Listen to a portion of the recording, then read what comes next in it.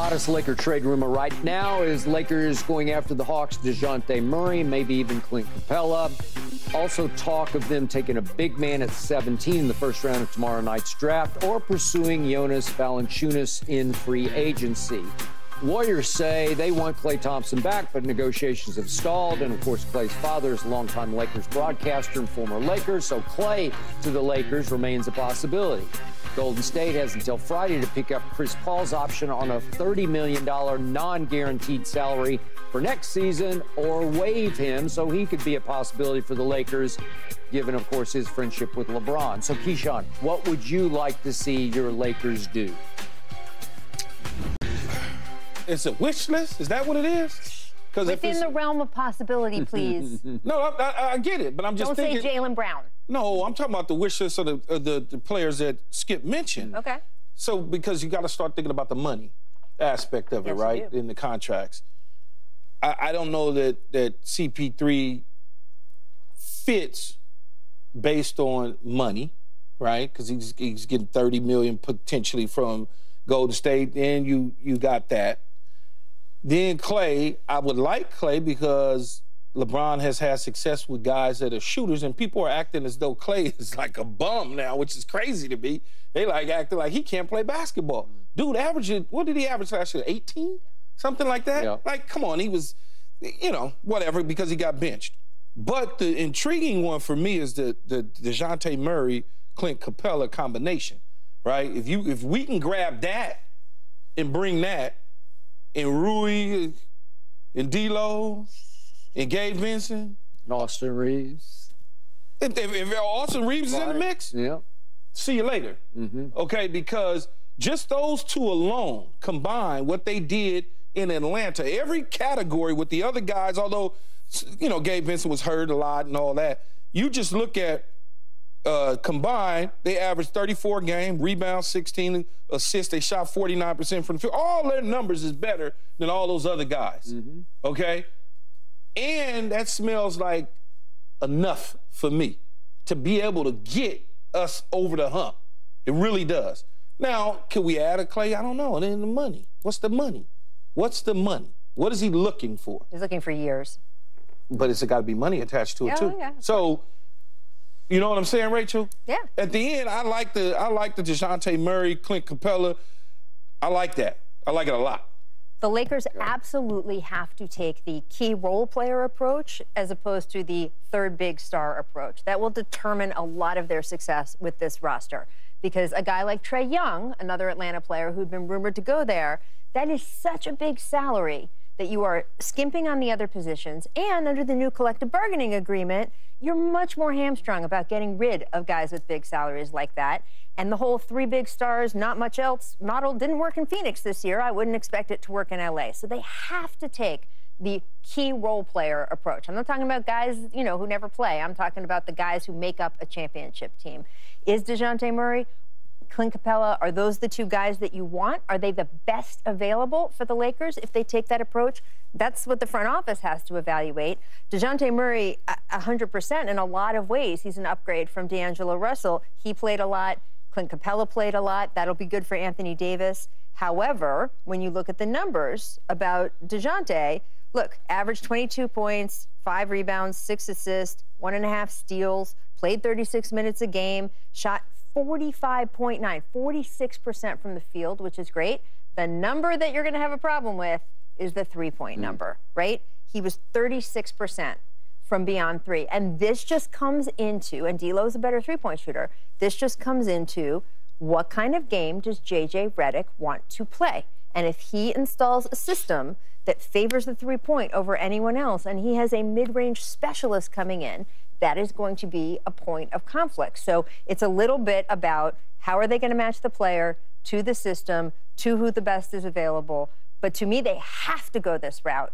If they go the star route, it will be a huge mistake. But Skip, is DeJounte Murray's 36% because Trae Young dribble, and here you go now all of a sudden I got 2 seconds to shoot it? No, but I'm just saying, you know.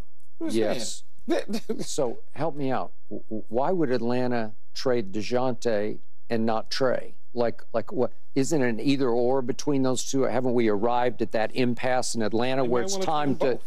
Okay, trade them both. I said they might want to. They need to, for Atlanta to trade Trae Young, they need to find someone who wants to take on that salary. Yeah. I wouldn't. That's just me. Well, you're not the only one who feels that way. Okay, but DeJounte, to me, is way more valuable as a basketball player than Trae Young is. He's 6'5", Trae's, I don't know, you say he's... I thought he was tall to me. 6'1" or something, whatever. I think he's 6 feet tall, but whatever.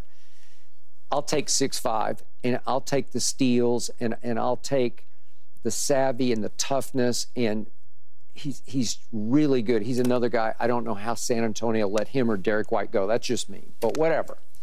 So if you could get him, that's fine. If you could get a package with Capela, but they're going to want a whole lot. They're going to gut you. They're going to gut whatever you got. I can give you Gabe Vincent, D'Lo, and Rui and some picks. Man, go bye. Okay, but they're going to want more than that. They're going to want Austin Reeves. Yeah, they're going to want Austin Reeves. They specifically asked for, when the two sides talked about this deal a few months ago, they said Austin Reeves, and that was the breaking point for the Lakers. Okay, so if you look at other avenues, like Valanciunas, if he's available, I don't know what kind of money he's going to command. I've always liked him a lot, and if he could give you 15, 18 minutes, he's 6'11", and they list him at 265. He looks like he weighs 300 to me in a good way, because in the first round of the playoffs, he bullied Chet Holmgren, and yet Oklahoma City swept them, but he averaged 15 and 11, and they could not stop him when they really needed to stop him, and yet they still won because they're just better than New Orleans. Okay, so if he were available, I would take him even over Capela as your back. You keep saying we need that other that big to back up. Yeah. Even though Jackson Hayes had his moments, he's just a little wacky and kind of inconsistent. And Jackson Hayes, you're done with him? No, but that ain't we. No, man, we need better than that. Yeah. Okay, but he is really athletic. I mean, he has his moments where I think. But we don't have time to wait for that athleticism to kick in. Isn't he 7 feet tall? He looks like he is. Plays that. Okay, so you want DeJounte, and so it's like Laker entitlement. Just snap your fingers and say, "Come on over here. We got it." He's a clutch client. What do you think? There you go. Maybe working it, baby. All right. Okay. So you're gonna have like 4 starters next year. You won't even be able to afford the 5th spot, right? That's all LeBron's teams. You act like LeBron teams have never had just 4 starters. Okay. Lakers are set to offer LeBron 3 more years at more than $160 million. So how many more? When our Joel Klatt on his Big Noon Conversations and said he plans to be at Colorado long term and to be dominant at Colorado long term. So Keyshawn, how good will this year's Buffaloes be? You know, I'm just looking at the schedule, Skip, without diving into college football and really dissecting their opponents and looking at the rosters and everything. Just looking at the names of the schools and going off my memory from a year ago, I look at them as a 9-3 team. I think they lose to Nebraska at Nebraska, second week after beating North Dakota, which North Dakota State could be a tough out for them, but they'll wind up winning that game. And then I slide all the way down, and then I look at the next loss in November against Utah, based on Utah's toughness, the quarterback coming back. And is that no, it's at Colorado, but Utah and Cam Rising and company is really good. As you found out at USC. Exactly.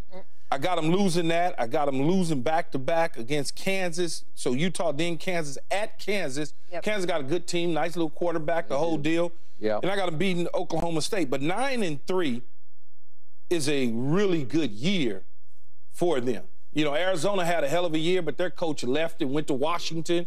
They're down in the desert. I got them winning that game. So I got them at 9-3. Are they at Kansas State? They are. Kansas State is at Colorado, but I got them beating Kansas State. So I only got them losing to Nebraska, Utah, and Kansas. Okay. But, you know, look, Deion has a plan, right? And he said it. He said, I got a plan. I'm not following my boys. They're my sons. I'm not, you know, they're not leading me. I'm leading them. Yeah. Which is all true. And he had a plan at Jackson State, which was get that program to a certain place. And I remember when I was at ESPN and having him on the show and talking to him about the possibilities of leaving Jackson State to go Division I or whatnot. And he's, you know, I prime talk, said, baby, I'm not doing that right now, da-da-da-da. And eventually, he did do it. So there's a plan always in place. And as he said, for now, I plan on staying. because I got a plan in place. When that plan materializes and he gets them, and I got him winning the Big 12,